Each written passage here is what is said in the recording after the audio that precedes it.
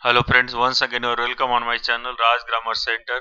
This is my first video especially from the textbook part, and it's the very nice beautiful poem you are seeing on the screen, Where the Mind is Without Fear, written by one of the important personalities especially from the literature, Rabindranath Tagore, right? And this poem is not only I can say in some boards like Maharashtra board and some other states in India, as well as the central board CBSC and other countries board also this poem is there. It is a very nice poem I can say, where the theme is very fantastic, and it talks about especially I can say the freedom, unity, liberty, all these important aspects. And therefore really this poem is one of the important poem I can say just composed by Rabindranath Tagore. And just before I have to start the poem, first just I want to say one thing to you is please, if this is my first I can say text part especially in my channel Raj Grammar Center, so please you have to like, subscribe and share it with your friends. And now once again move to the content part. Now first you know something about Rabindranath Tagore. It's very important. Rabindranath Tagore, who born in 1861 and died in 1941, was the author of Gitanjali. Gitanjali, just I can say, it is one of the important book written by him, collection of poems actually, Gitanjali, and it became famous worldwide. Profoundly sensitive, fresh and beautiful verse. See, very nice. Three words are written there. Sensitive means really it can thrill the people. Fresh and beautiful. He became the first non-European to win the Nobel Prize Literature in 1913, and he was the first person who got the Nobel Prize in Literature just from the non-European Society in 1913. It was originally composed in Bengali and later himself translated into English. Very important. It was initially composed in Bengali. Later it was being translated, and not by any other person, just by him. This poem is from his Nobel Prize winning anthology. Anthology means collection, Gitanjali. Tagore lived during the time when India was ruled by the Buddhist people. Tagore just lived which time when India was ruled by Buddhist people. So in this poem, beside political freedom, India got freedom in 1947. So what he said, beside political freedom from British, Tagore also appeals to God for social, educational, economic freedom for the people of India. So you might understand especially the theme of this poem. He is not only talking about the political freedom especially from the British. He talks about he's praying to the God for the social, educational and economic freedom. Social means where the society should be equal. Education means all people must get education. Economic means no poverty, people should be equal. So all these ideas are given in this poem. Now come to the poem. I talked about the poet Tagore. What is the theme of this poem? Rabindranath Tagore wrote where the mind is without fear to express his vision of free India. He saw this dream of free India. During the British Raj, India suffered a massive loss not only in its cultural heritage but also in development of each individual.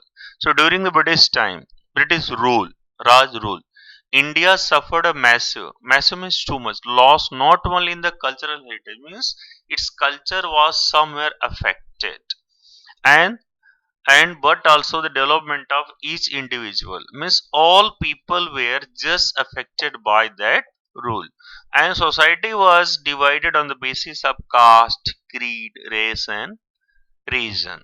So he saw this problem. Society was based on caste, creed, race, region, religion. Status of women deteriorated. Means women's status was not better. And uncertainty reigned. Everywhere was uncertainty. In the poem, Tagore wishes that our country rid of these shackles. Our country must free from these type of I can say uh, bonds, and emerges as a nation free nation in a true sense, and our country should be a free country, and that theme is clarified in this poem. So at last I can say the theme of this poem is what? Here the poet talking about just only not the political freedom but for the social, educational, economic freedom, and where people must enjoy all types of freedom.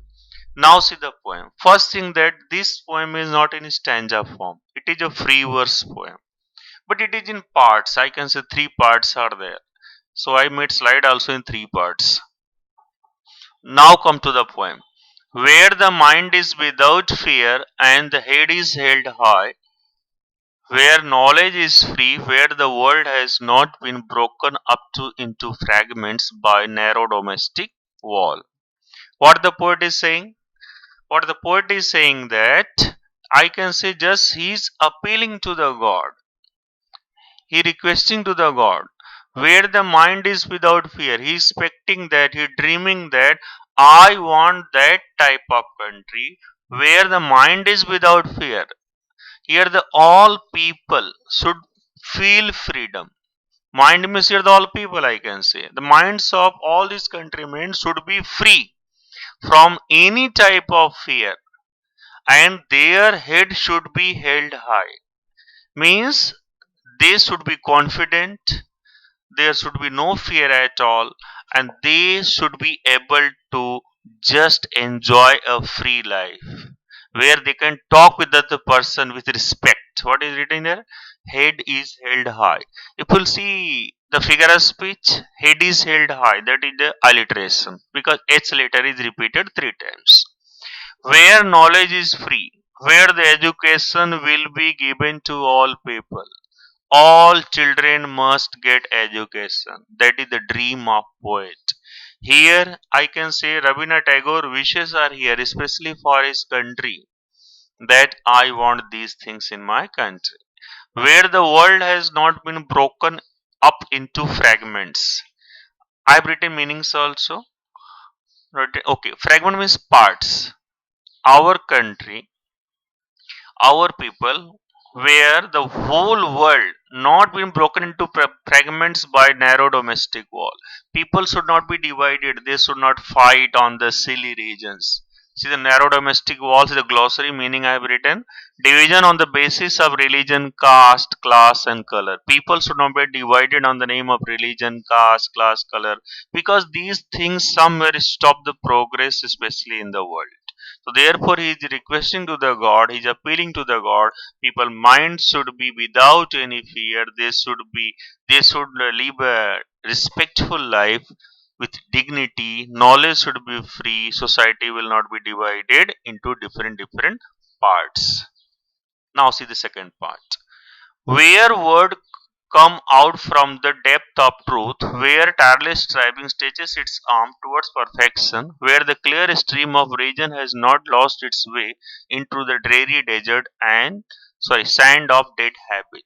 Where word come out from the depth of truth means I want that type of world where the people speak the truth, come out from the depth, deepness of truth. If fearness is not there, obviously people will speak the truth. If any person is worrying, in trouble, someone threatened him, obviously that person will not speak the truth. So people should come out with the truth where tireless striving. Tireless striving means what is the meaning? Continuous efforts, stream of reason, continuous efforts, and stream means course or way of reason.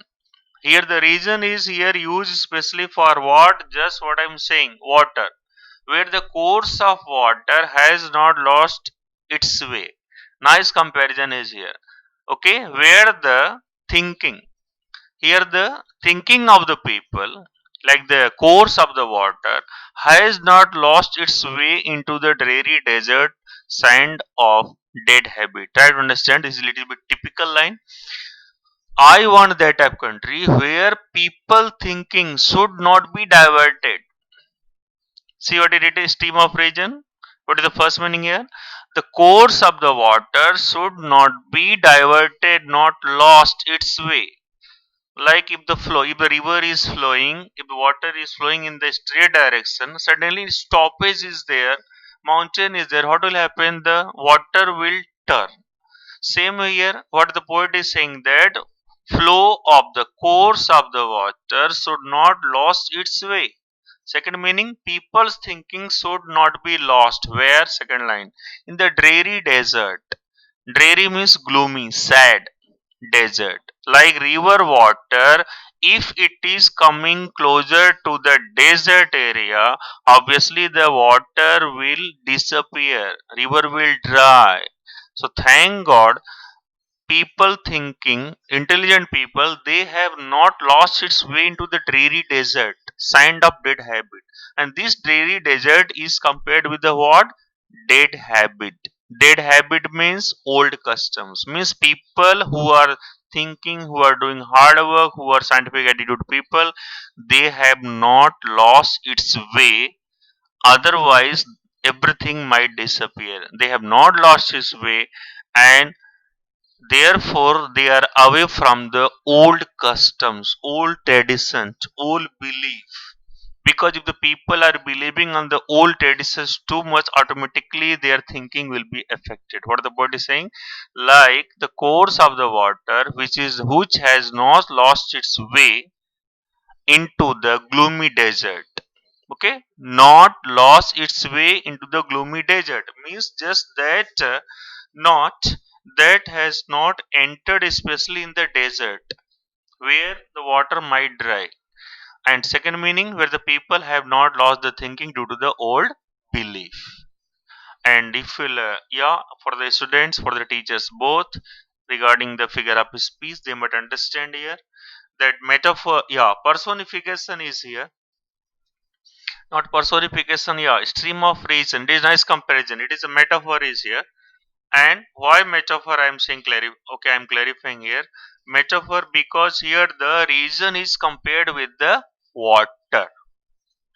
Region is compared with the water, therefore metaphor. Yeah, in second line it was there. Tile is striving, stretching its arm. It is the personification because it is personified. Okay, where the tile is striving, that is, yeah, what I'm saying.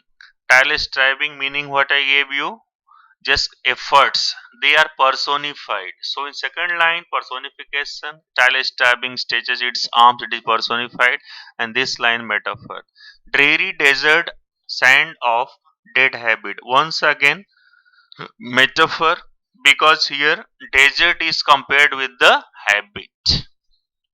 Now the last part, where the mind is led forward by thee into ever widening thought and action into the heaven of freedom, my father, let my country awake. The last part is very interesting. What the poet is saying, that where the mind is led forwarded by thee, he is requesting to the God that, O God, O great Almighty, just I can say guide my countrymen that their mind should be forwarded by you. The means you into ever widening thought and action. Okay, means their mind should be guided by you. Widening means broadening, you know very well. So their thinking, where their thinking is broadening, their thought, their action, all these things should be guided by you. And they should not harm any person by thought and action. If you want to, I can say create problem for any person. What is there? You think about that person, you act about person. So thought and action, their thought and action should not be just, I can say, for doing wrong for any person. It should be guided by you and into the heaven of freedom. And their thought and actions should be guided by you. And then people will really, people will just enjoy. What is it? Heaven of freedom, freedom of good thoughts, good words, and good deeds.